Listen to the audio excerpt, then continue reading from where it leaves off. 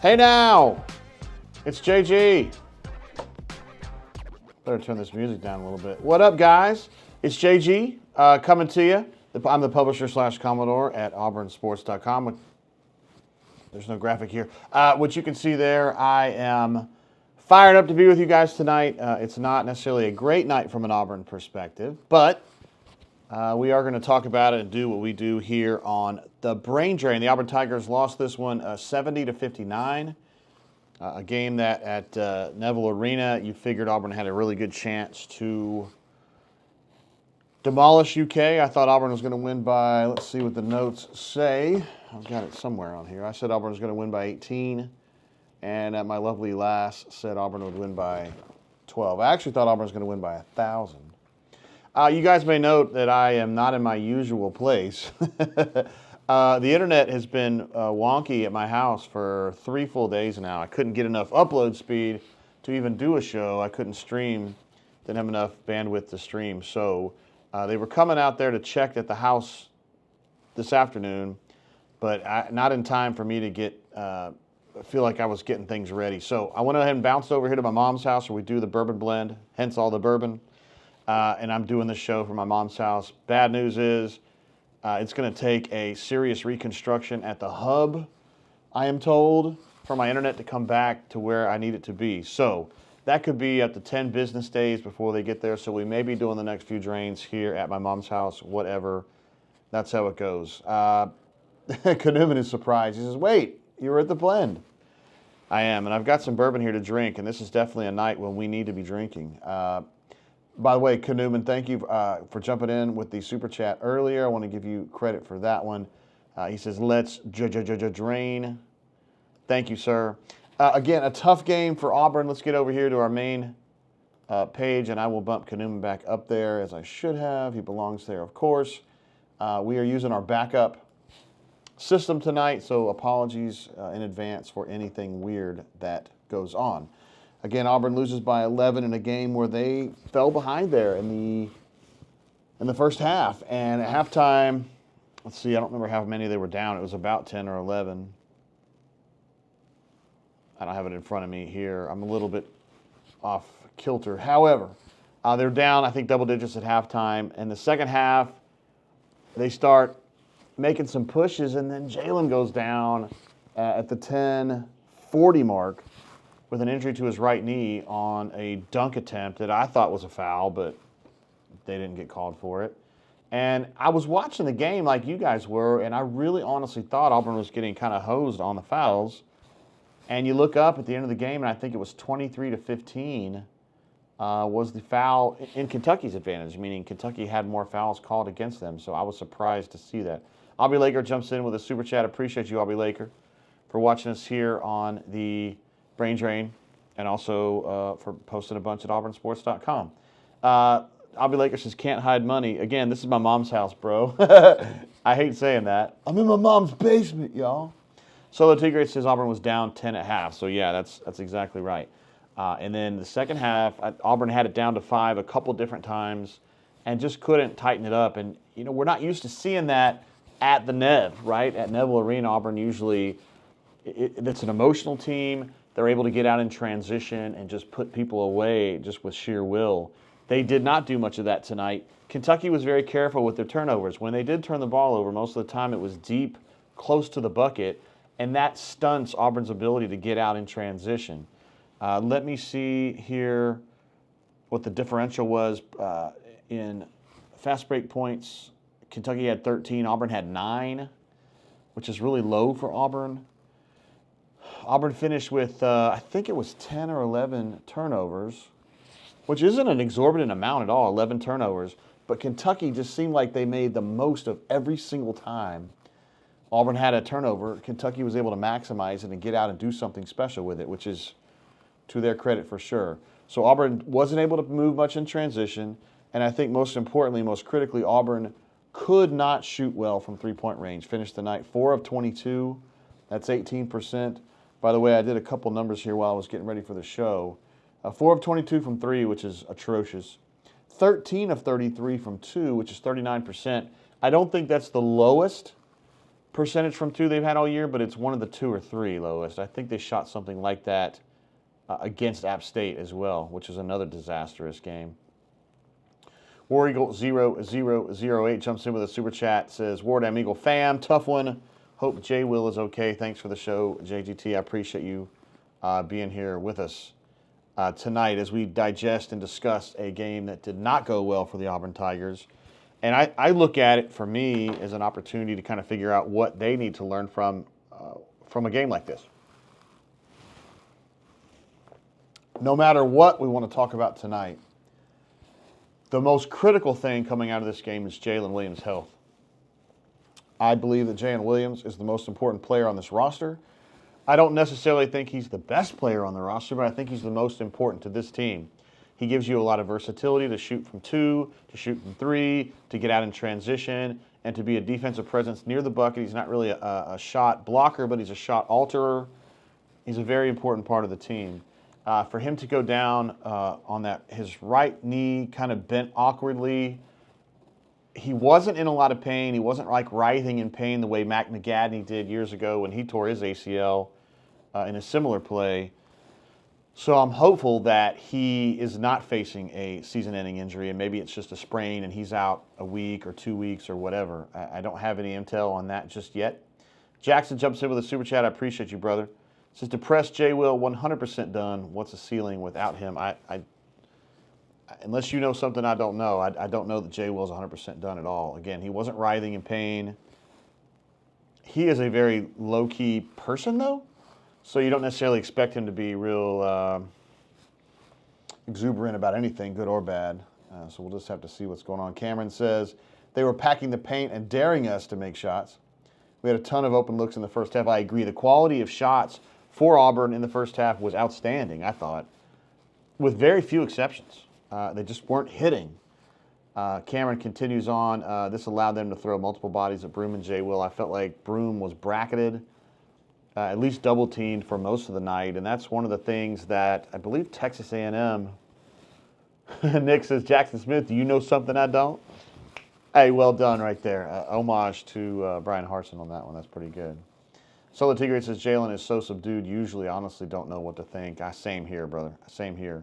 But without him, that's a huge, huge hit. I don't even really want to go into thinking too much about what happens if he's not playing. However, we kind of have to do that. So that means that Chaney would have to be an number 1 player going, 28 to 30 minutes a night, which we would probably have some concerns about. Dylan and Janai are pretty much locked in at center. So you'd probably have to see AD play a little bit. AD Scott, who right now is their 12th guy. I mean, he practices every day and he plays hard. Again, you're going from Jaylin to AD. That's a big-time drop. I did think that the guys, for the most part in the second half, were absolutely bringing it. I thought KD was the swashbuckler that we all know of him, know love of him. Denver, I thought, challenged it and competed really hard tonight. He played a lot of points, a lot of minutes at point guard. He finished with 28 minutes, which is more than usual for him, and I bet he played half of those, if not more, at point guard, because Trey picked up the quick third and fourth foul there. Top of the second half, I think at the 18-28 mark, Trey goes out with his fourth foul, which is just, it's a huge problem to the organization, because when he comes out, now you've got either Denver, who's kind of new to the point guard thing, or you've got Aiden, who struggles to shoot the basketball. Tonight, Aiden was 1 of 5 from the floor, 2 of 3 from the line, 0 assists in 15 minutes, which is just unfathomable for an Auburn point guard, the way Auburn plays, to have 0 assists. I mean, they've had games, he and Trey, this year where they have 12, 15 assists and 2 turnovers between them. To have 0 assists is just unbelievable. And Trey had 0 assists too. So 0 assists from your top 2 point guards. Now, Denver probably had a few. He had 2. But Auburn goes 11 assists and 11 turnovers, which for a lot of teams would not be awful. But for Auburn, which is a team that handles the ball well, the primary players in this team, you're dumping to Jaylin, you're dumping to Janai, and you're not asking them to do a lot with the ball. So they generally keep turnovers low and they keep assists high. Auburn had trouble with that as well. Kentucky had a great way of clogging up the ability to get Janai going down on the block. He was getting bracketed. I call it bracketed, fronted and backed. That's usually a football term, but he was getting pinned either on the block or when he would try to go lower, like right against the baseline. One of the things Auburn likes to do is to run those high screens with him lurking on the baseline to kind of step up and then have an opportunity to score there near the bucket. They were pinning him down, which is something that Texas A&M was doing. Alabama's done a little bit of that, and Mississippi State absolutely did that in Starkville. And it's a technique that a lot of teams necessarily can't do, but Kentucky can. They do have some heft in the post, and that really messes up whatever Janai wants to try to do. That leaves, or should leave in theory, Jaylin to be able to freelance a little bit more, to roll off screens and kind of use that double team to create better opportunities for him. But I didn't think he was leveraging that at all. Again, Jaylin went out with, I think, 10 minutes to go in the game. So he had however many minutes he played, 24 minutes tonight, and he really didn't do much. He had 3 points in 24 minutes. And, I mean, his last minute was when he was injured and he left. So it's not like he was trying to play through stuff and wasn't himself. He was fully healthy for those 24 minutes and had 3 points. He wasn't being assertive. He wasn't a factor in this game. And I would say all along, if you're not getting a lot out of Jaylin, you're not going to win the basketball game. He's the most important part of the team. And if you're looking at stats, if Jaylin's having a good night, Auburn's going to win. If Jaylin's having a trash night, it's going to be a challenge. And he was having a trash night. Brad E., who I believe is down in Florida, he may be. That is the rumor. Says for Jay's underrated bourbon recommendation. I don't remember what that was, but I hope that you found some joy and happiness in that bad boy. I do have the old Granddad 114 with me tonight, and the Ezra Brooks 99, which is, again, these are not expensive bourbons, but they sure are tasty. And I'm not trying to go off on the bourbon rant here, but you don't have to spend a lot of money to drink quality bourbon. You really don't. Got a lot going on in the chat here. We got some legends in here. AU Taxman is here. Says, is Aiden shooting 25% from the floor in SEC play? Guess what? I can take a look at that, and I can find out that answer for you real quick. Aiden Holloway in conference games. Oh, my goodness gracious. He's shooting 36% from 217 from 3. So if you put those two together, he's definitely more like 22, 23%. Yeah, that's bad. 13 of 60 from 3 in conference games, my G. Wow. He's got some work to do. That's for sure. I think people are just kind of bodying him up. I think he's a little bit more of a finesse point guard at this point, and that just doesn't work in the SEC when people can be and will be physical with you. Let's see, Aubie Lakers says need to play lights out next Saturday. Definitely can't afford to lose that one. Got the game at Georgia. Got a week to kind of heal up and get ready. Now, Georgia, I think, I didn't see a final score on that, but I think they spit the bit again. Had a lead at home against Florida, and the last time I checked in on that game was like 30 seconds to go. Florida was going to win that game. They were up 5. So, I don't know if that finished out that way. That's how we do things on live shows sometimes, but Georgia is a team that gets up on you at Stegeman, and then they tend to spit the bit. Auburn is going to have to find a way to to fight against that and win that game. They're going to have that one if they're going to try to win this conference title. And then you've got a week to kind of get Jaylin better, depending on what Jaylin's going through. I don't know if he's got a serious injury or how serious it is. It was serious enough for him to not come back in this game, which is alarming. But if it's something like a sprain, he can come back from that. He can play the season. If it's a tear, that's a wrap. I'm not a radiologist, but my dad is.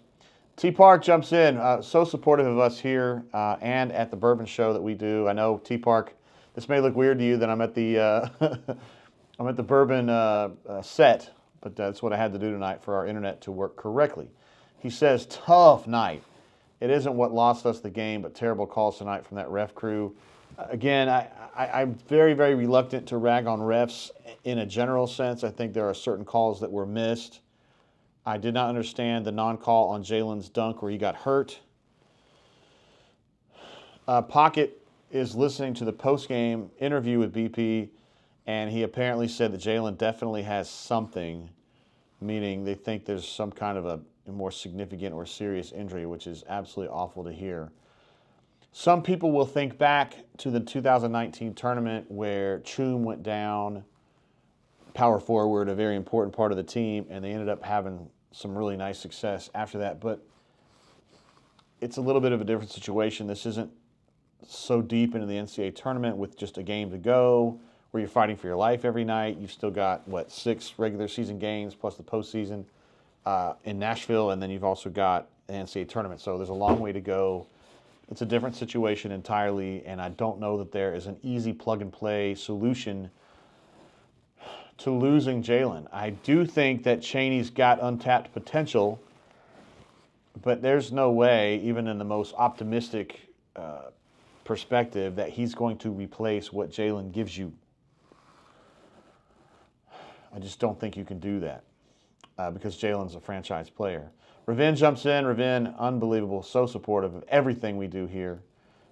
Says, just wasn't our night. This loss has everything to do with us. UK played just okay. I tend to agree with you on that, Ravin. I didn't think Kentucky played an outstanding game, but look, man, when you come into the Nev and you win a game 70-59, and I don't care if Jaylin got hurt or not because Jaylin wasn't playing very well. Now, he may have played great in the last 10 minutes. But that's a win that they're very happy to get. And they did what they had to do. They rebounded aggressively. They drove the lane aggressively. Dillingham was finishing at the rim. Reeves was finishing at the rim. They got a few threes when they needed them. And they didn't make the mistakes that Auburn really wanted them to make, which was to turn the ball over high, and then Auburn sprints to the other end and burns people out. We've seen that happen a bunch of times. When Kentucky did turn the ball over, it seemed like it was a lot lower, closer to the baseline, and it's harder to push out quickly. Auburn really didn't get out in transition too much tonight. I know KD had a really nice bucket in transition. I know I wrote that down. 13:45. I think that was the first. Yeah, I think that was the first fast break bucket they had. So they were almost. The game was 3/4 of the way over by the time they got their first fast break bucket, which is crazy. Auburn is so good in transition. AU Law 20. Appreciate you, brother, jumping in here on the show. Refs are the suck, no doubt. I felt like there were kind of iffy calls on both sides, but again, the one on Jaylin, or when Jaylin got hurt, I thought that was a foul. I've seen Jaylin dunk a basketball in practice a lot of times, and he never lands like that. He got hit. I feel like a stranger. Some people call him FLAS. We love him. We just call him Stud is what we call him. Word up, much love, Drainers, Swoogans, and Tates, especially Mama Tate. That's a tough one. Insult to injury and whatnot. Hope Jay Will is okay. It sucks. Feel like a stranger. Thank you, sir. My mom actually had a pretty damn good week for her, honestly. So thank you for asking. And I appreciate you jumping in here and being part of our show and supporting the show, as is customary for you. Thank you. That's why you're a channel legend. Patrick D., I don't know what else to say about this guy. He's always there for us, win or loss. He says, proud of this team, tough night. Overachieving based on our mid-level of talent. Yeah, there's just some, we're pretty deep into the season now, and you got to kind of wonder some things about how much talent does Auburn have? When Auburn was really, really churning and had that early win streak, the A&M win, the LSU win, the Vanderbilt win, the Ole Miss win, I felt like they just had pieces that were working together really, really well, had good chemistry, kind of a esprit de corps, and got out in transition, understood that playing aggressive defense got you opportunities in transition, and they were able to take advantage of it. Tonight, you didn't see it as much, and I do wonder sometimes if Auburn has. You think the two best players in this ball club, in my opinion, are Jay Will and Janai.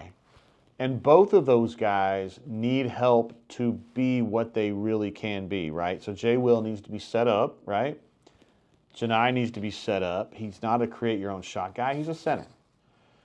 Jay Will's kind of a stretch four, but even he's not really a create-your-own-bucket kind of guy. He's a back-to-the-basket, post you up and go left-handed and does something. He's got a lot of creativity to his game, but he's not a face-up dude that's going to beat people off the dribble. So Auburn doesn't have those guys. And Kentucky did tonight. Kentucky does every night.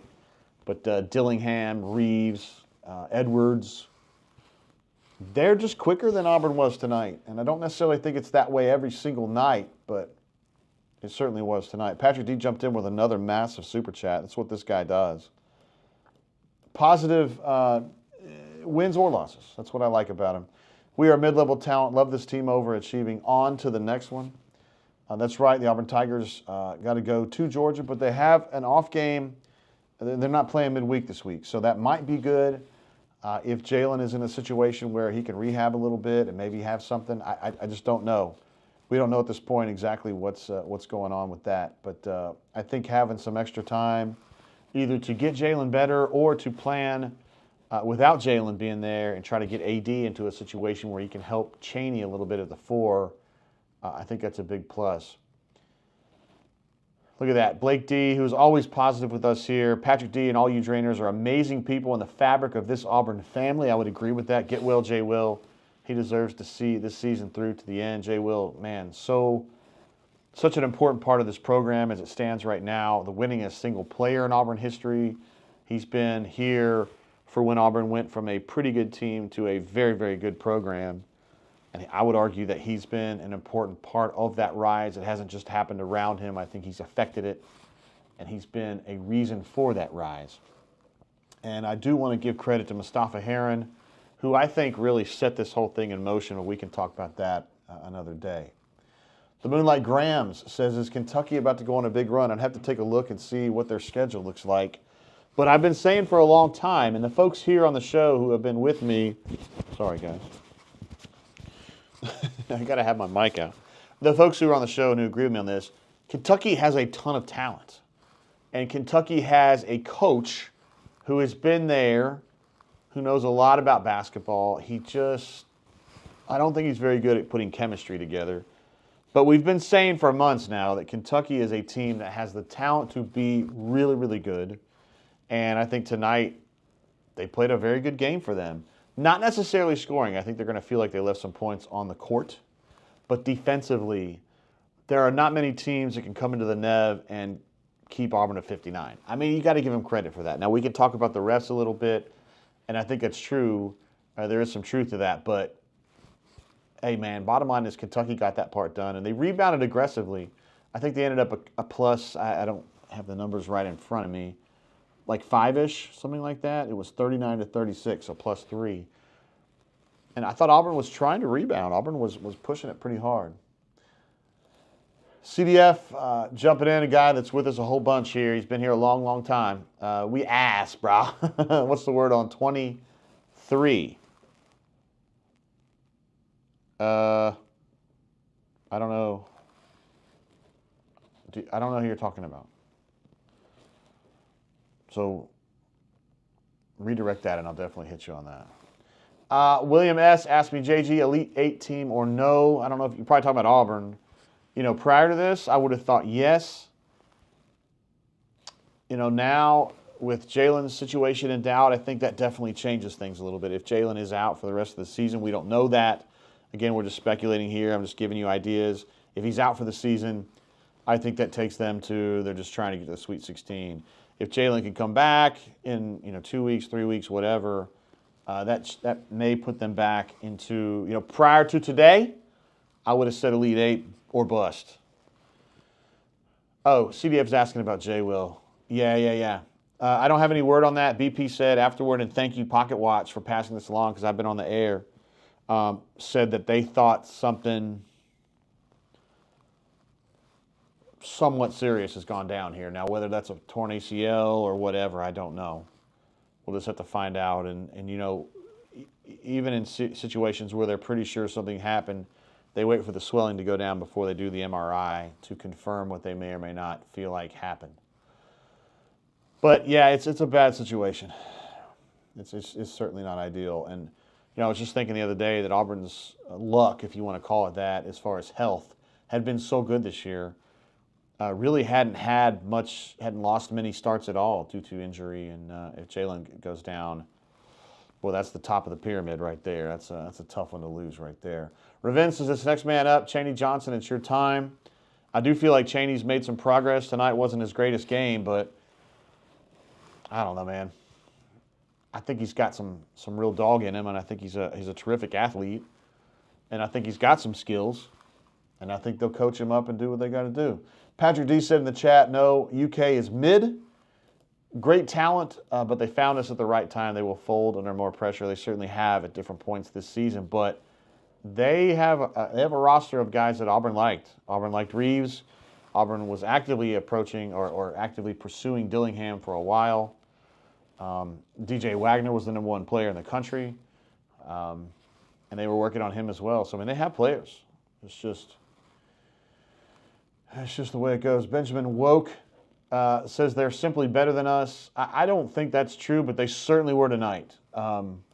Certainly were tonight. And you got to give them credit, man. It's intimidating to come into the Nev. Auburn on a 15-game win streak inside Nev, and a lot of those games have been blowouts, had been, you're just destroying people and stealing their name from them. UK came in here with a purpose. I watched them play, many of you probably did too, watched them play Ole Miss the other night, and I thought they were, they beat Ole Miss convincingly, but Ole Miss isn't necessarily as great on the road. I thought Kentucky kind of half-assed it at times in that game, and I thought this was going to be a bludgeoning. But it was kind of a bludgeoning, but not the one that we expected.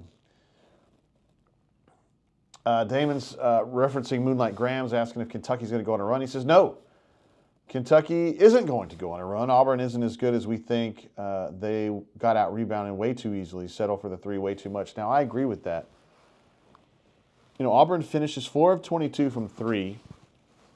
I did think there was an effort at the top of the second half to take shots closer to the bucket, more high percentage shots, but then they kind of got away from it a little bit. Hey, and when you're down 10, 12, 13 with 10 minutes to go, it changes your strategy a little bit, and I don't want to be too critical of the shot selection at that point.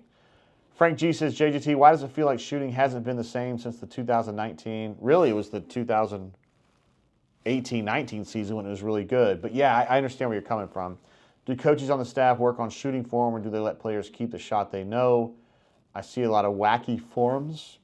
Chad Baker is one that kills me because there's no rotation on his shot. There's one rotation when he lets it go to the bucket. There's one rotation. You watch somebody like Jay Will, and it's like 3 or 4 rotations. I think they kind of work with what they do, work with what they have. Coach Ira does a lot of the shooting work on that, and he does a terrific job, I think. So typically these guys get better, but right now Auburn's shooting, I think, has tailed off a little bit, and it's surprising. Benjamin thinks that Kentucky will go way further in the tournament than we will. Their guards are pretty legit. Patrick D kind of concedes the point to say on paper you are right. That's the thing. On paper. Patrick D, I agree with what he's saying here. Kentucky has the most talented team on paper in the SEC. Tennessee and Alabama are the next most talented. I think I would agree with that too. Everett Conquer says, I'm choosing to blame the refs and Under Armour. Perfect. Coach Tony Barbie would agree with you on that, absolutely. Patrick D also said they punched us in the mouth from the get-go. We had no answer. It did seem like Kentucky got out there pretty quickly on this one and put Auburn in a situation, hey, we're up on you in your place. You've got to fight to come back. And Auburn did fight. Got it down to 5 a few times, but didn't do enough. Don Properdickin, one of our favorite brain trainers, and also bourbon blenders. He is from the great country of Holland. Some know it as the Netherlands. He lives down in Maastricht in the southern part of the country. And we appreciate him getting up in the middle of the night to watch our show. He drops a super chat and just says support. So I appreciate you, Don. And I, of course, appreciate what your entire family has meant to the southern region of Holland. AU Taxman says, Jay, why do we shoot so many threes? This has been a problem for years, but it's like Bruce won't change his philosophy to fit his talent. So this is a difficult one to answer. BP has a reputation for giving his players a lot of freedom to play ball, okay? He don't like talking like that and saying, hey, we're just going to ball. That drives him crazy. He's got a plan. He's got plays. They spend a lot of time during the week or whatever prior to games getting things done. getting plays added to the scouting report that are specifically drawn up to attack this particular team. And so he doesn't like it when they go off script, but he will give them some room to do that. And that freedom helps in recruiting a lot because kids want to hear, I'm going to be allowed to express myself on the floor. I like to run. I like to be exuberant. I like to shoot threes. And BP can say very honestly, well, we're going to give you freedom to be the person that you want to be, to grow into the player you want to be. He's done that. He promises that. He's come through on that. So I think some of that is just he needs that reputation of being somebody that lets players be who they want to be. And I also think that these guys in practice, when they're out doing scrimmages and stuff, they just get going and they heat up, man. I mean, if you watch this team play in scrimmages and stuff, they get out in transition and they're terrific. In a game like this, they just didn't get it done. I don't know. I don't know why, when the threes aren't falling, they don't continue to push it. But AU Taxman, specific to this game, the way Kentucky was kind of limiting what Janai could do once Jaylin came out, I'm not sure they had a good answer to that. Because when Janai gets double teamed, he does a good job of passing out. He's a good passer from that situation, but it's going to be really tough to score there. And so when he dishes, they're going to shoot threes. I don't know. You got Denver on the floor. You got KD on the floor, who's never seen a three he doesn't like. Denver, same thing. Although he did some of those fadeaways from 17, I don't really understand that shot as much. He didn't hit any of them. A little frustrating. Grind says this Kentucky team was due for a season-changing win, just happened to come against us when we shot horribly from three. Ish happens. We'll be okay. A Sweet 16 banner this year. A banner, wow, would be an awesome result for this team. Good stuff, Grind. Appreciate you, bro. Benjamin says, was I the only person that wasn't worried at all about this game? I guess I've gotten spoiled, but I walked into the game thinking 10 to 20-point win. Of course, I predicted this to be an 18-point win for the Auburn Tigers, and it did not happen. Wow. Let me go through a few other just notes that I was writing down during the game. Tentative early. Really surprised by that. I thought Auburn would come out with that crowd being as frenzied as it was and play some of their best basketball right off, and they didn't do that at all. I thought the shot quality was good in the first half. I'm trying to look. I think this is first half. 9 of 33 from the floor, 3 of 12 from 3, 6 of 21 from 2. Trey gets his fourth foul at 18:29, and that really messed up the rotations at point guard. They moved Denver to point guard at that point, not Aiden. UK turnovers were low. What I meant by that was when they turned the ball over, it was right near the bucket, which gave them an opportunity to get out defensively in transition and keep Auburn, kind of stem Auburn a little bit. I put bracketing the post. There were no post-up chances for Janai. The crowd really ratcheted up at 13:45. KD had a fast break bucket, their first one. Broom had a tip back on the next possession to get it down to 5. When they were rallying, it was 1, 0, 10, 31, and 4 is who was playing. So that's Aiden, KD, CBM, Chaney, and Janai, which I would normally think is kind of a patchwork lineup, but that was the one that really helped them get going. Jaylin goes down at 10:40, right knee, and that's pretty much all she wrote on that one.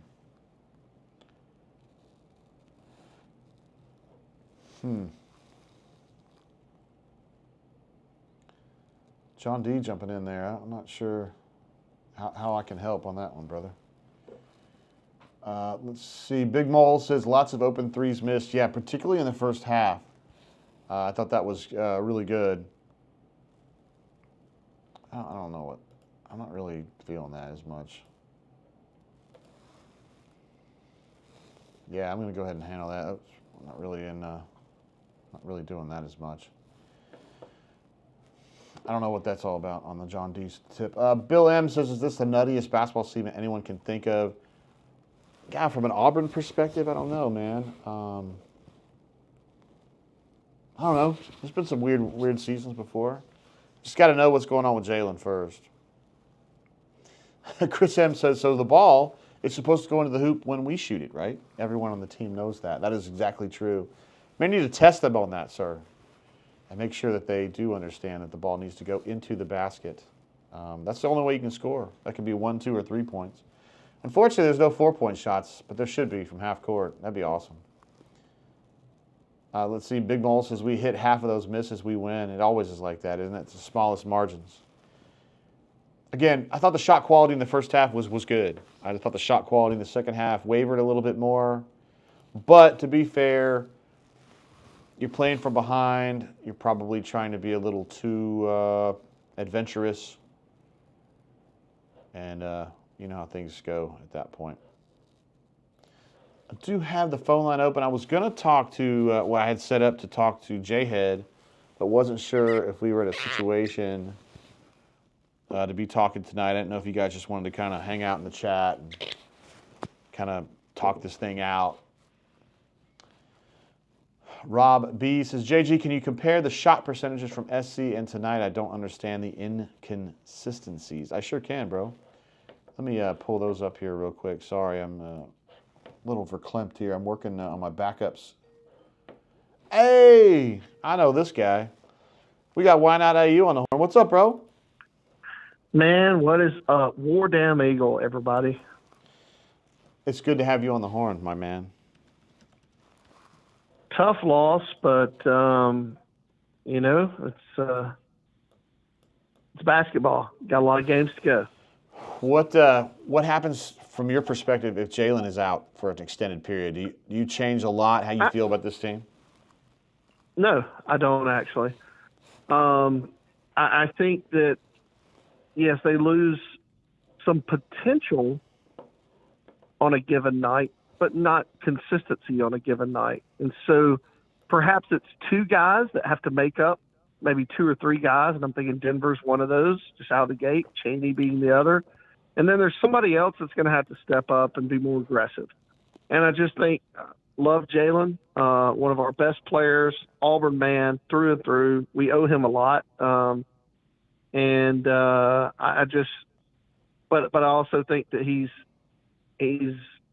when it comes down to it and it's the competition gets tougher, you could give or take him. That is true sometimes. He doesn't necessarily I hate it for show him as a person. I hate it for him as a person. I want him to be able to play his time out because he's been so loyal to Auburn. So that bothers me as a human being. But for this team, when I talk about this team, I think we'll be okay. Okay. What does this loss do to you for the team? How bummed are you? Nothing. I'm not. I'm upset for the team. I'm not upset for me as a alumni, fan, scholarship donor. That doesn't bother me. I'm upset for the guys. I'm upset for Bruce. I just think that I wanted them to win this, but let's be real. You look at the talent of the rosters in the SEC at the start of the year, we're mid-level. You look at the potential for us, we're mid-level. And this team's overachieving. And they're going to be somewhere better than they were supposed to be. And it's a tough place to be in as an Auburn person because your basketball team's been such shit when you look at the whole history of it. And yet recently we've become good. And so you got to say, okay, yes, we want to keep this sustainability. We want to be good, et cetera, but we can't. We've also got to accept that making the tournament with this kind of talent, getting in a point where we're going to be competitive in the tournament and have fun as an Auburn fan watching basketball, to have that on a consistent year-to-year, every other year basis, that would be amazing. And so I just kind of try to put it in that context, JG, and at the same time, then if you want to get to the next level, you got to ask yourself, what do we do next? Do we take a chance? Is Bruce really that guy or not? I believe he's that guy, obviously. I'm just saying it's a tough place to be in. Just like Kentucky fans saying, well, is Cal that guy? Is he not that guy? Yeah. This is a stinging loss, though. I mean, just from the perspective of trying to win the SEC, you got to win all your stuff at home. And that's right. A tough one. Yeah, that's a tough one. So they're going to have to steal one back on the road, which to me is Tennessee. Yeah, I just hate that for the guys. And I think you're right, JG. The pickup they got to make at Tennessee, not far fetched. We've always played well there. Bruce always has the troops ready, and I think that's where we have to make it up. Mm-hmm. Plus, you got Georgia next weekend. So, We got a full week to get ready for that one, though. we do, man. We do. And I just want to say I'm proud to be an Auburn grad. I'm proud of this Auburn family. I can't say enough about Bruce Pearl. Just this whole week, the coverage we've gotten, our student athletes and how they represented the university and all the interviews and things that they did. I could not be more proud. I'm upset for them for the loss. I'm not upset for me ever. But I'm upset. I'm upset for them, and I think they need some time off. They need to look at what they did this past week, and in the SEC play, and they need to make adjustments and get ready to go. And that's all we can do. Let's fight hard, and use the talent we got to the best of our ability. That's what I'm talking about. That's what we got to do. I love the attitude, brother. You're always so good about that. Well, I'll try, man. So, hey, look, War Damn Eagle, I'm going to let some others get on, and I really appreciate the brain drain, appreciate you guys, and hey, let's keep going. That's all we got to do. All right, brother. Appreciate you calling in. Thank you for the super chats too, man. Yeah, man. Later. That's it. There he is. How would I rate the quality of this call? 5 stars. You kidding me? Of course. Calling in from the East Coast.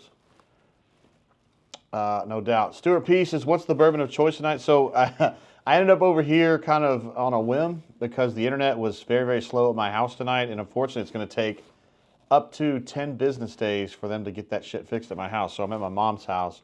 Although my mom doesn't live here, but it's a long story. I'm drinking Old Granddad 114, which was just here, and also Ezra Brooks 99. If Auburn had won this game, which I was really hoping that they had, I probably would be opening some of this stuff over here. I don't know what, but we got several that I would have hit. Might have had a little sip of this bad boy. I only got a little bit left of this. This is my Bardstown Bourbon Company Discovery Series 2, which had the green label. I've only got like 2 ounces left of that. And man, you cannot find this stuff anymore. We got MW Dave calling in, one of our favorites. What's up, brother? What's up, JG? I'm glad to have you on the air again. How you been? I'm good. A little frustrated tonight, but obviously, kind of how Yeah. it goes. Did we get any info on Jaylin yet? I hadn't been able to listen to the show. I just got ready to get in and call in. Pocket was listening to his post game and said that he thought it was somewhat serious. I mean, we didn't know how serious, but didn't think it was just a strain or anything. I mean, you can't ever tell for sure from watching, but it looked like it could be a ligament. I sure hope it's not. Potentially. Yeah. Yeah, I kind of a little different from why not on that one. I think I kind of think with the way we've been playing the rotation with 11 guys and stuff, to some extent, it all kind of runs through Jaylin. And the games he's been on, we've won, and the games he hasn't been on, we've struggled. And I think without him, it would be much more difficult to have success than it was with him.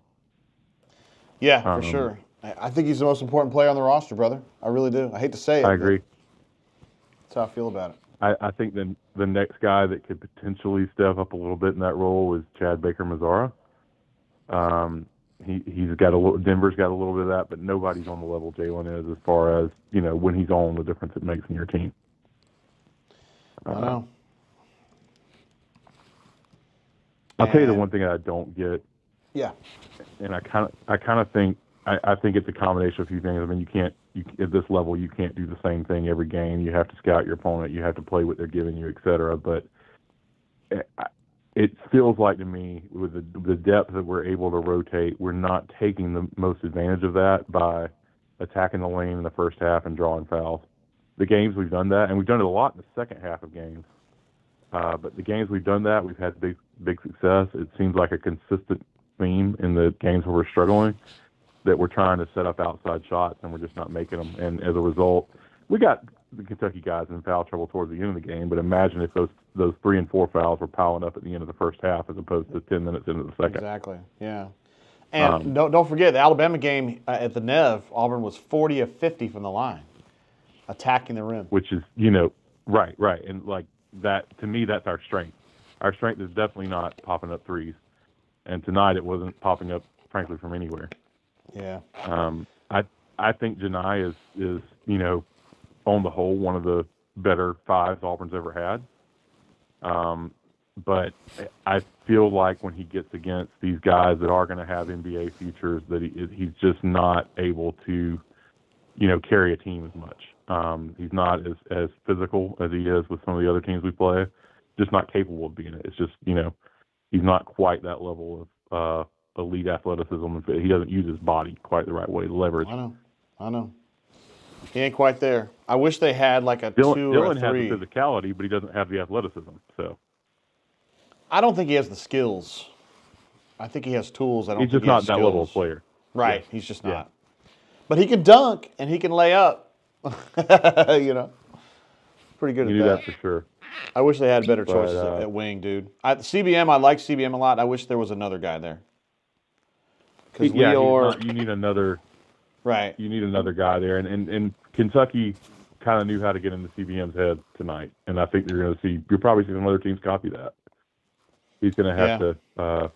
It kind of all those 2 behind the back pass attempts. I'm like, what are you doing, dude? You had the easy 2. But, I know if he would have completed them, it would have been okay with it, but he didn't. Of course, but it looked bad. It wasn't necessary. Yeah. It's like the guy like Jaylin's guilty of this a lot, but you try to go for the ESPN highlight dunk when all you had to do was lay it in. But I get it. That's basketball, but yeah. I think we do have potential to go far into the tournament if Jaylin's healthy, but we got to start, I think, playing more to what works for this talent and this team than trying to outsmart the opponent and play to their. Instead of playing to their weaknesses, we need to play to our strengths. I don't necessarily think this team does that as well as it should. No, I think we try too hard to scout and play to an opponent's weakness, but it puts us in our weakness trying to do it. Yeah, that's what I'm seeing. But who knows? 3-point shooting, man. It's just I don't think that's the way this team gets to the championship. They got to be smarter than that. No, I love Bruce. I think he got a little bit spoiled when he had elite 3-point shooting early on in his Auburn years, particularly in the Final Four run with Bryce. Bryce and Jared and half the team could shoot from anywhere on the court, but it seems like he got so excited about that he thinks he can force a team to become that, and you can't develop in the middle of the season. A guy's not going to go from being a 21% shooter to a 40% shooter in 3 weeks. No way. No way. But it seems, particularly like, okay, based on his talent coming in, Aiden could have been that kind of guy, but he's mentally not there right now. And when he's on the court, I don't think he's bringing anything right now. And I know what kind of message it would send and what it would do to his confidence to take him off, but it's hurting the team right now. I know. He was shooting well from 3-point range early in the year, but, man, it's bad now. They're just trying to let him shoot out of it, but, jeez, man, another tough one tonight. Can you really afford to do that down the stretch of a SEC season? I know. At what point do you have to cut that nozzle off and say, we got to get ready for March? I know. And if Jaylin's out, brother, you just got to. Who knows? Yeah. Yeah. The 11-man rotation, if we were using it to, like we did against Bama, and get to the line 50 times, that's one thing. But if we're not using it, it's just kind of defeating the continuity a little bit. When you got, of that 11, I don't have the scoring averages in front of me, but there's 4 or 5 guys that they're on the court, and they might play decent defense, but they just don't contribute scoring-wise. I know. There's some empty minutes, for sure. So it all does good against the sort of middle-of-the-road teams, lets you win 40 points. Middle-of-the-road's pretty good this year in the SEC. I'm not denying that. But you can win a 40-point game at home against those teams. But when you're up against teams that have the NBA talent and the depth, and if you're not on with the shooting, it exposes us. And that's what happened on the road at Bama, and that's what happened tonight. That's what happened tonight, for sure. All right, brother, man. Appreciate you being on the show. Didn't mean to be absolute such a stud. Debbie Downer. We'll get No, through March it's and see where it a goes. shitty night, man. It's a shitty night. So, got to do what you got to do. Hopefully we'll bounce back next week. War Eagle. All right, my G. See you, brother. Thanks for calling in. See you, man. There he is, NWD, one of our favorite callers. He always brings it straight, and I think he's got some good insight, too. So, yeah, for sure. Brought up some points, some good points. Also, Bo was great, brought up a good point. He said losing to East Louisville University is a terrible loss. I love it. East Louisville University, I love it. I guess I do have to address the elephant in the room in that I am a UK graduate. I have a graduate degree from UK, but guys, I got that in 98. I've been covering Auburn since 98. Seriously, I graduated from Kentucky in like whatever it was, May. I was down here in August, and guys, come on now. I've been covering Auburn for 26 years, I think now. It's my 26th or 27th year, so I had Auburn by 18 in this bad boy. Benjamin says, Janai Broome is by far the most important player on the team. I completely disagree with that. I think he's a damn good player. I think he's a damn good player. But I think Jaylin is the most important player on the team because if you look at the numbers, in the games where Auburn loses, Jaylin has bad games. And in the games where Jaylin plays great, they kill people. It really has nothing to do with Janai because Janai is good almost all the times. He's good almost all the time, but when Jaylin can be there to give you that second punch, that's when they really pop. Stuart is asking me to say hello to his wife, Hope. Hope, glad to have you here on the show, and I hope you're having a great time with Stuart and the show. Of course, my wife's name is Courtney, but that's cool, whatever. I don't know why I was confused by that. Patrick D says Alabama is the best team in the league. Then it's a toss-up between Tennessee and Kentucky. Then I believe we are firmly fourth. What the heck is wrong with that? I think it's just because there was a point, not too long ago when we thought Auburn had a really good shot to challenge for this title. And technically, I think 14-4 gets you the title, and they're at 9-4, so they still have, if they go on a 5-win run here, they could still win that. Again, the 14-4 is my feeling on it. It doesn't necessarily mean it's an actual number you got to have. But if you don't have Jaylin, I just think I don't think it's going to happen. But I think it was ONAU who mentioned that BP has had very good success in Knoxville. He's had some big wins in Knoxville as an Auburn coach. So maybe I overestimated just how difficult that could be because he has definitely found ways to win there, and I think that game matters to him even though he says it doesn't. Also remember that Coach Stephen Pearl played it at Tennessee. I've talked to him before, Coach Stephen Pearl, about it, and he's like, I'm done with that. That shit's over, and I get it because I'm a UK graduate and I'm over Kentucky too, but, if I was like trying to compete with Kentucky in something, maybe I would feel differently about it. I don't know. Stuart says, thanks, JG. Much appreciated. You bet, Stuart. I appreciate you being on the show here. Let's see. AU Taxman is with me on this, on the concept that Jaylin is the most important player on the team. Jaylin is the X factor, is what AU Taxman said. Again, I think you've got to have two to be great. Janai is a very consistent ace. He is a Greg Maddux. It's good every time out, but you can't have a great team without having a Glavin, without having a Smoltz, without having a Kevin Millwood. You got to have more, and so that's why I think that's so important. But I'm not trying to marginalize or say that Janai is not awesome. He's a terrific basketball player. And Patrick D's throwing the gauntlet down right now. He says, we will win at Tennessee Knoxville. I like that. Rob B says, how far we go has everything to do with shot percentage. I agree with that. I also want to say that I just wish sometimes they would work harder for better shots. But the first half today was not that. I thought the quality of the shooting in the first half was really good today. I just thought the second half tailed off a little bit, particularly once Jaylin went down. But when you're playing from behind at home, you're probably pressing. It's going to be tough. Let's see. Scotty P, some folks were thinking that he said, I truly think our recruiting hasn't been good enough. This league is tough, and talent is a big part of the equation.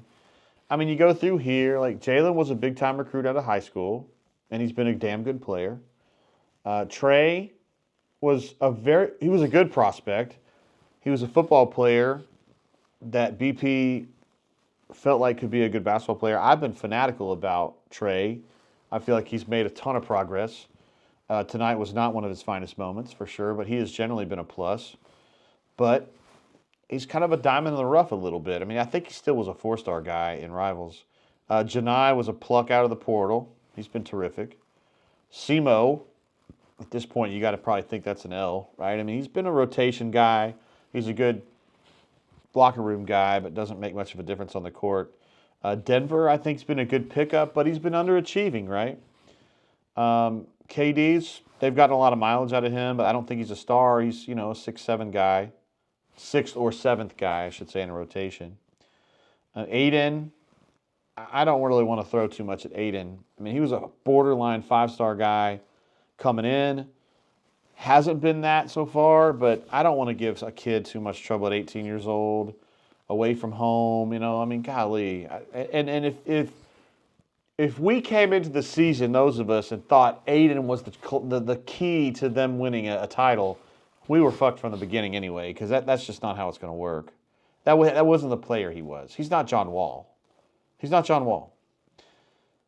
Chad has been a pleasant surprise for me, if anything. I mean, he's a kid that played great as a sixth man at San Diego State, went to the junior college in the Florida Panhandle, put up some big numbers, but it's like, who gives a shit? It's JUCO. He's been good, so I would give that a win. Lior, I mean, he is what he is. Cheney, and then Dylan's just kind of been a glue guy. So, Scotty P, there have been some misses, man. There's been some guys, particularly in the portal, that I felt like they should have gotten, and they haven't gotten. So I think that's fair. I think they're a little bit short at a couple positions. And when they were playing great, 2 weeks ago, maybe we overlooked that a little bit. So that's good stuff. Patrick D has been saying some of that too. Benjamin says, I'm sorry, but Simo just got to sit on the bench. I don't have a problem with Simo starting, and I don't have a problem with him running 2 or 3 shifts, but that's probably about it. He is a good rebounder for his size, and he's a decent passer, but tonight he just didn't have it, as a lot of people say, and he doesn't help you at all at three-point range. At all.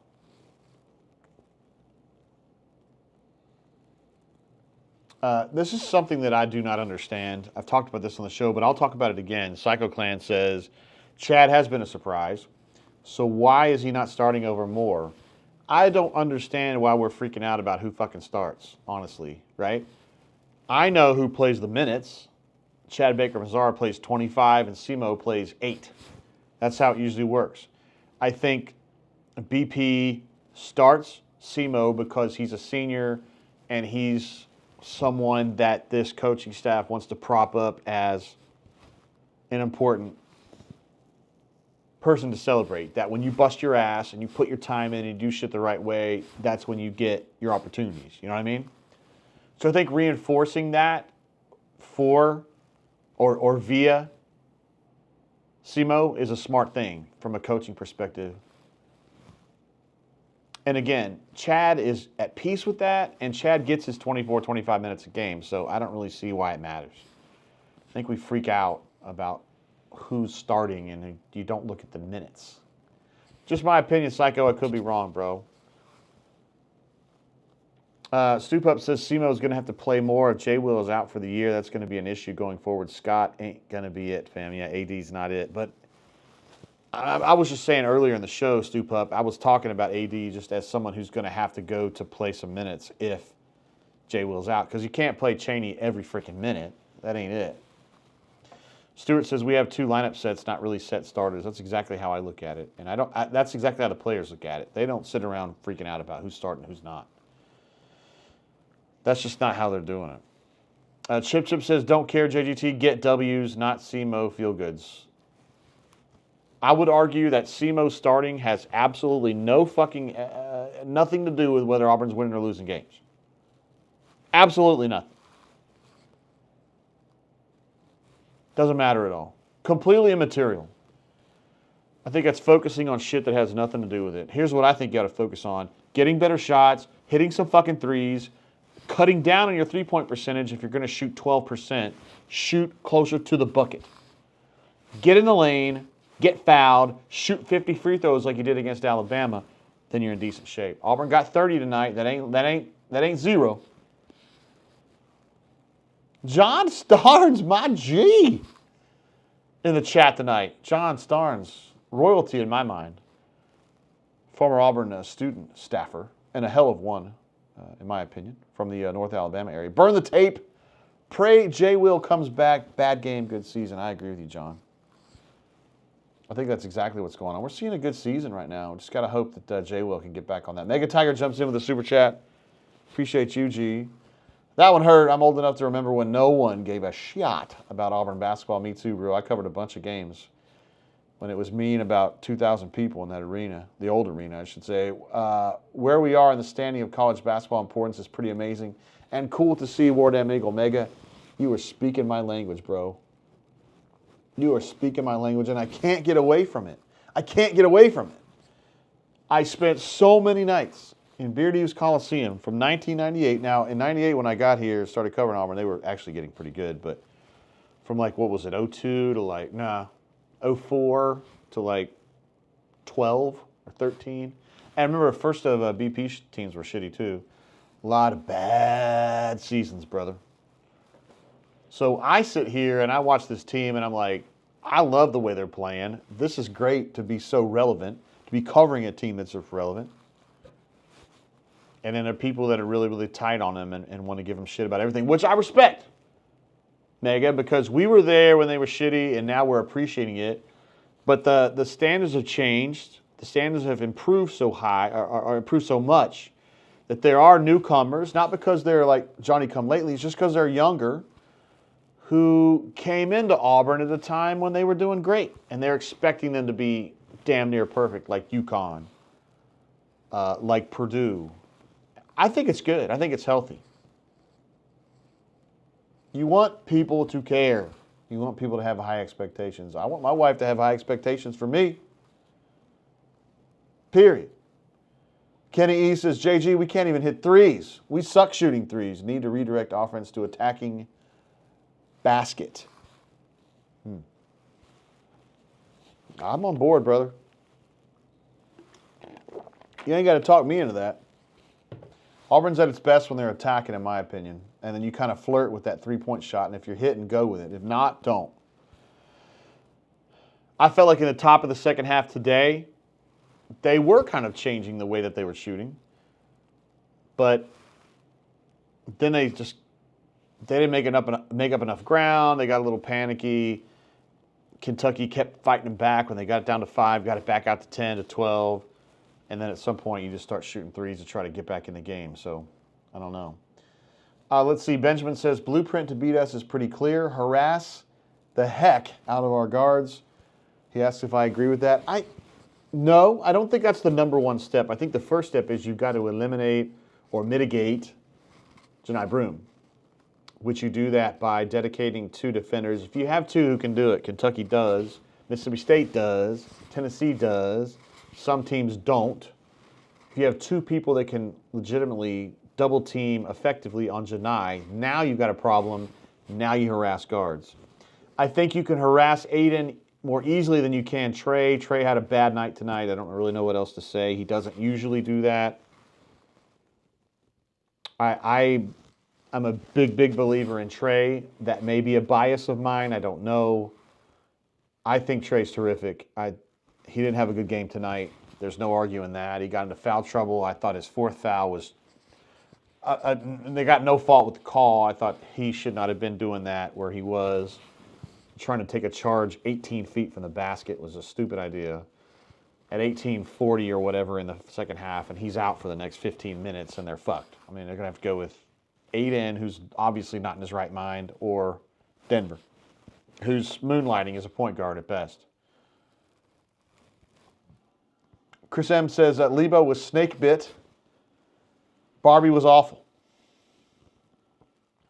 Second part of that, Barbie was awful. I don't disagree with that at all. He was terrible. Lebo being snake bit, I got questions. I don't think he was. I think he was snake bit, but I think he had other issues too. I think that he was not willing to put his foot down and get Auburn's recruiting effort going in the right direction, because it took some serious effort to get it going. Auburn is doing fine now, in a general sense. I think we would agree they're a little short in some areas nonetheless, but there was a time when we felt like Auburn coming in second in recruiting in basketball was a big deal, right? 5 years ago, if you come in second on a 5-star, Jonathan Kuminga, Jalen Green, guys like that, you're like, oh shit, we're finally in the game, right?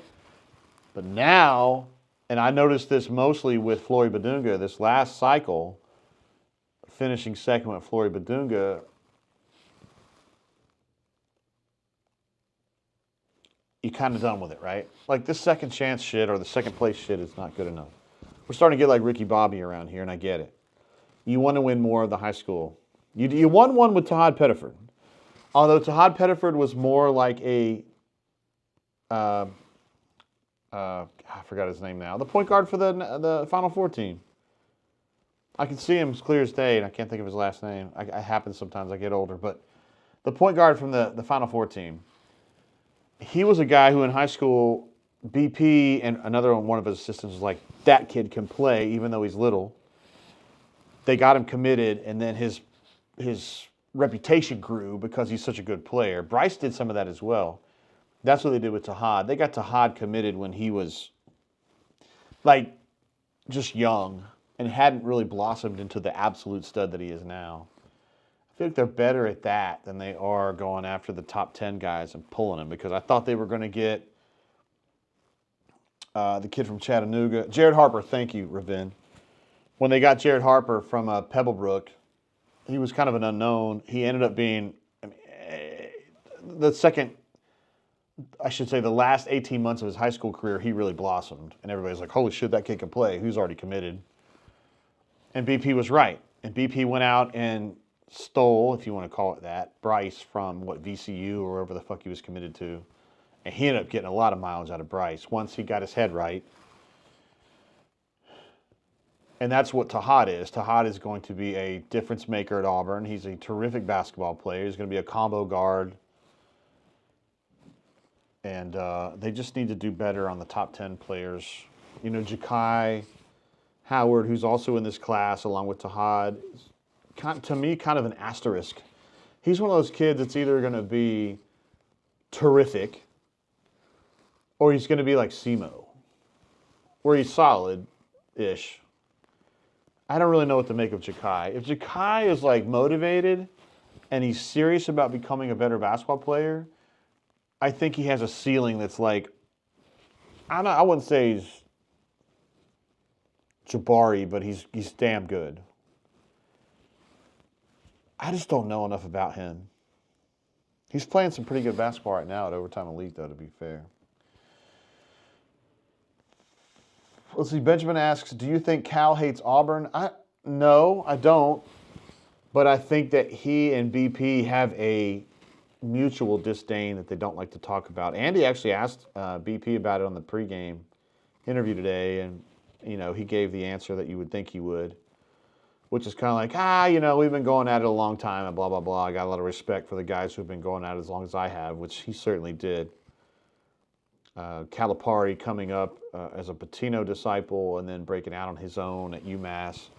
BP coming up as a Dr. Tom Davis disciple and coming out of his own. He had to do it a little bit differently because he got blackballed in the late 80s for surreptitiously recording a conversation with ultimately Illinois signee, Deion Thomas. But worked his way up from Evansville or SIU and then Milwaukee. But they don't like each other. Stewart is fair. He says Cal and BP don't like each other. No, they're not friends. They're not friends. Solo Tigre says, I think Ja'Kai is similar to Thor, JT Thor, developmentally, not as much physically. Yeah, I think that's fair. JT is another one of those that, like, I mean, Ja'Kai physically is a terrific athlete. And he's got some skills, too. He's not just some, dude who's just kind of tripping over his own legs, but when he gets it right, he's perfect. No, he's better than that, but JT is probably playing his best basketball now, which is a couple years after he left Auburn. Ja'Kai, I don't know, man. I love kids. This is just my bias. I love kids that are like D. Ford, the former defensive end at Auburn, who came from St. Clair County, was this little undersized dude, a runt, if you will. D cared so much about being better tomorrow than he is today. More than probably any player that I've ever known at Auburn, which probably means any player I've ever known. And he turned himself into a impactful and rich NFL player. I love players like that because they maximize. And Ja'Kai might be one of those. I don't know. But his reputation 2 years ago or a year ago was that he was lazy and not doing that. I do feel like he's in a better place mentally than he was a year ago, but maybe he shows up here, and BP's track record with getting kids like that on track is pretty damn good. But he's going to be another Chad Baker-Mazara, KD, Casey Ross Miller. He's going to be one of those kind of players. Kareem was like that a little bit. Dunnins was like that a little bit. I like bringing in Mustafas, who come in with that attitude of like, I'm going to be a fucking professional basketball player and I'm going to lift everybody around me with my attitude and my attention to detail and my attention to conditioning and the way that I watch what I eat every single day of my entire career in basketball. Like, that's the Mamba, whatever you want to say it, Mamba mentality. And I like guys like that too. That's what D. Ford had. That's what Mustafa Heron had. That's what Jared Harper had. Need guys like that. BP has a great track record with those other guys, though. We'll say that. Solo Tigre says, any chance we can bring in Rivaldo Fairweather to bring in some minutes at 4? He certainly has a body type, doesn't it? Psycho asked me, what do you think Auburn's ceiling is if Williams is out for the season? To me, brother, I think you'd just be trying to get to the Sweet 16. Honestly, I think it's a big loss. I think that's going to tempt everybody to double team Janai, which you know what that does. It has a deleterious effect on the offense as a whole. And then it's going to put more pressure on Chaney. It's going to put more pressure on Chad. It's going to put more pressure on Aiden to play, 20 minutes and be a difference maker every day out. And he's not ready to do that right now. I think it really has a negative effect on the team. And that just is what it is. Soup Up says, I love the D Ford types too, Jay, but you got to find top-end talent too. I understand what you're saying. AU just hasn't had enough of it the last 2 years, especially at guard. There's been some misses, guys. I don't want to linger on that, here hours after a stinging loss to Kentucky. I don't want to try to, oh, shit, the whole world's a damn dumpster fire. But there is some truth to what you're saying, Stoop Up. And listen, you're not the only one saying it. Why Not was talking about that too. And some others as well. Stuart wants to know record next 5 with Williams, without Williams. I don't think there's a situation where Williams comes back 100%. I think he's either going to be, 60% or he ain't going to be there at all. Georgia, with a full week off, I'm taking that as a W. At Tennessee, with Jaylin, I think that's a narrow loss. Without Jaylin, I think that's a bigger loss. Mississippi State at home, I think you win that one with or without Jaylin. At Missouri, I think you win that one with or without Jaylin. And at Georgia at home in the Nev to finish out regular season, I think that's a win whether you have Jaylin or you don't. So I think for me, the Tennessee game is potentially hinges. Grind says, damn, well, that's the season. It's the season from the perspective of winning a title. I don't think Auburn can catch Alabama without Jaylin Williams. I don't. I really don't. Just my view. Dave McKay says a guard-oriented offense and can't get top-rated guards. Shakes head. Hold on now. Hold on just a minute now. Tahad Pettiford is a stud. He's almost a 5-star. He's a top 50, well, probably top 25 player in this class. So it's not like they can't get guards. I think it's more about transfer portal, right? Transfer portal. Terrence Shannon, probably not the guy you want to hear about right now because he got in some trouble. But he's back playing for Illinois now, and he's been a difference maker for a while. He would have been a nice get. Floyd Badunga is a high school guy, but that would have been a nice get. The kid from Chattanooga who ended up going to Rutgers, Ace Bailey, that would have been a nice get. But when you're going in there and you're trying to beat Duke, North Carolina, Kentucky, for kids, you know, you're just trying to get 15%, 20%. That's that. Whale Driver apparently agrees with me. He says we can't catch them with Williams. Wow, okay. This loss hurts, though. When you lose at home, that really hurts. Real Deal wants to know any updates on Jaylin. Not that I have seen. Ace Bailey, Kanuman. I know what you're talking about there, bro. I have not had any here. I'm looking to see. I got some text, but nothing specifically on J-Will. Yeah, I haven't seen anything specifically on J-Will. Let me see if I can find something out real quick on that.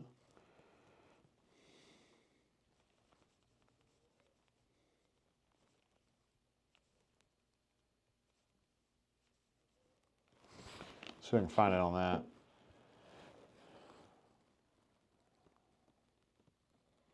Yeah, Kanuman, Ace Bailey. You know what I'm talking about, bro. I thought that was a... Well, that was a done deal. Not that I thought it was. It was a done deal. I had the story written. Long time ahead of time. I mean, I thought he was coming to Auburn. Kanuman says MRI tomorrow. Got to let the swelling go down a little bit, so they won't do it tonight. Raven wants to know, can we get any burn out of A.D. Scott at the 4? I mean, he's going to be like Dylan was early in his career. He's an athlete, but he just isn't polished at all. So, no, I mean, you're going to try to get 5 decent minutes out of him. I mean, that's honestly what you're looking for at this point. He's a good kid, and he is an athlete, but he's just not skilled at all. I don't know, man. I don't see that what's going to happen. Raven says not for offense, but for defense. I think he can help you a little bit on defense. But again, Dylan is a best case scenario for that one. Best case. All right. Here's what BP said after the game. Jaylin is arguably ... He and Janai are our 2 best players. We were in range when he got hurt. We think he's got to have something. We think it's something. It's not just a bang. He had pivot. We'll do an MRI tomorrow, and then we'll take a look at it. So he landed and twisted, as we saw in the playing through the replays. Rob says Holloway has to stop shooting. Another tough night for him, for sure. Holloway finishes 0 for 3 from three-point range.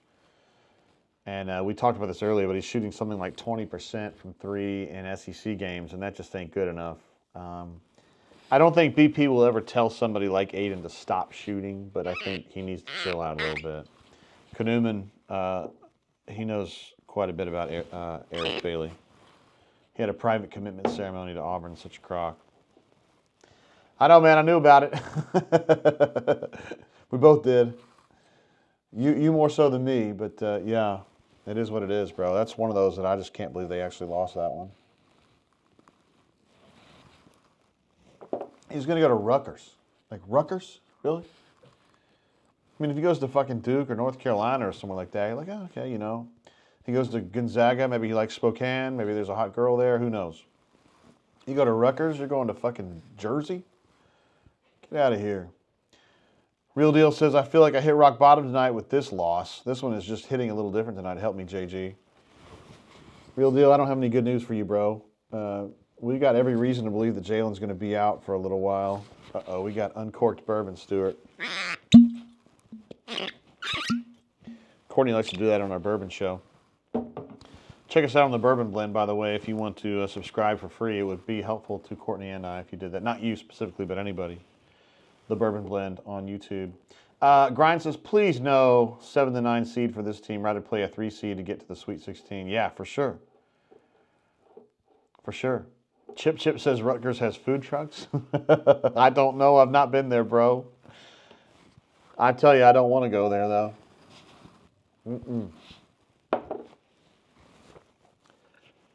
I got no interest in going to Jersey. Fuck that. I'm not doing it.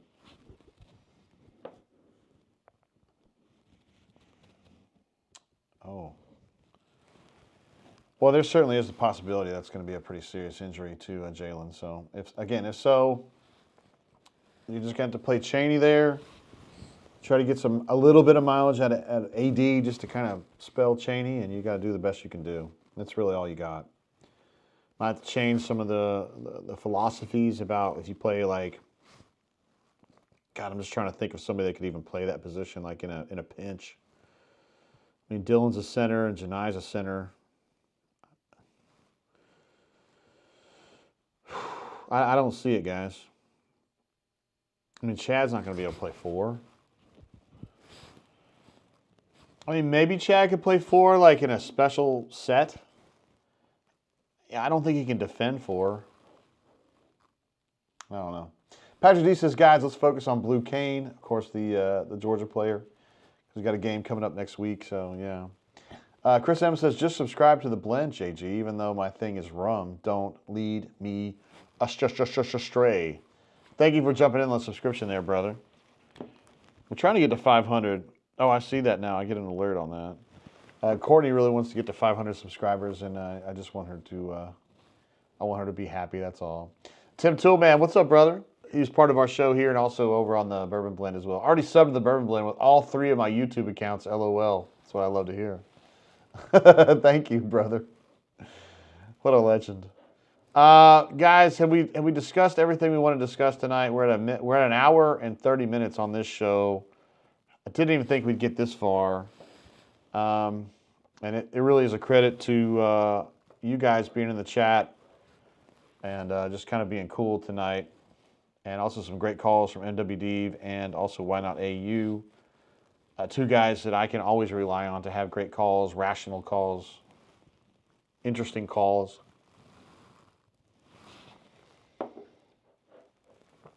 Yeah, we'll probably wrap it up. Stuart P says he'll hit subscribe on the blend. I appreciate you, bro. Grind says, no, we're still sulking, LOL.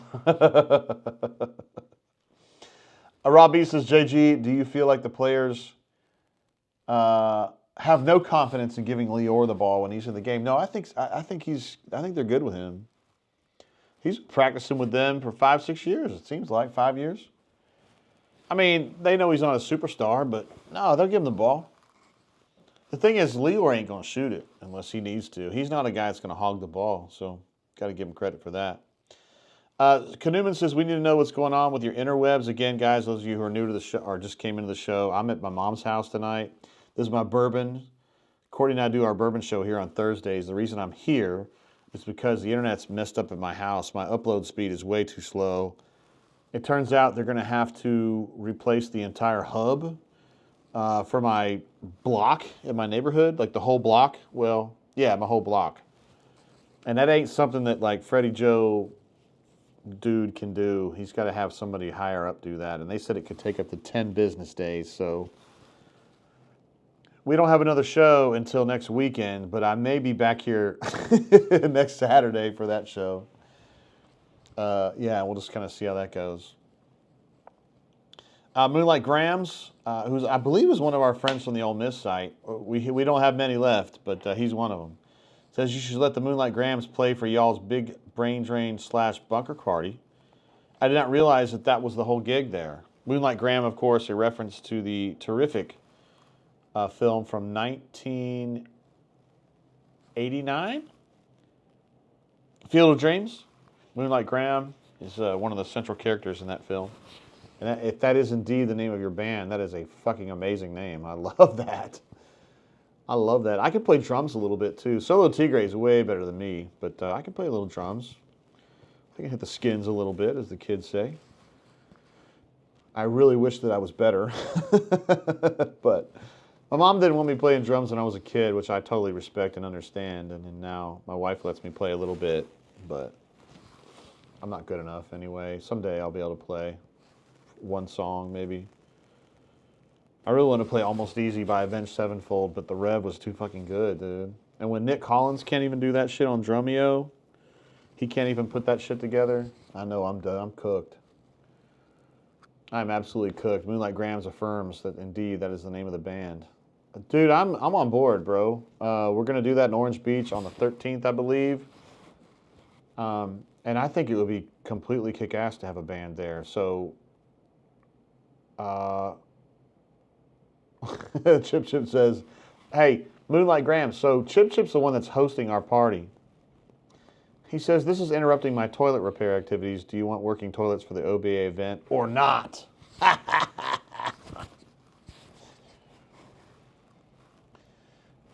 I'm on board, bro. What do you play? You play everything from like Santana all the way to, what does he say about that in Up in Smoke? Man, we play everything. From Chicano all the way to Santana.